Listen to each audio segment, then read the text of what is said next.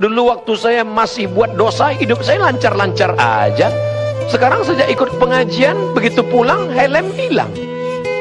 Allah bukan membuat engkau gagal, Allah ingin menghapuskan dosa-dosamu. Hai saudaraku yang menjadi korban tsunami, yang menjadi korban gempa bumi, kau tidak gagal, kau bersama Allah.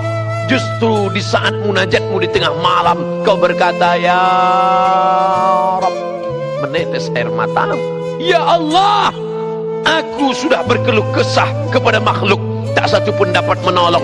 Ilaika asku dha'fa quwwati, kepada engkau aku mengadukan kelemahanku, wa qillata hilati, ketidakberdayaanku, wa hawani bainan nas, aku disepelekan orang, aku dianggap hanya lalat-lalat saja yang tak bermakna.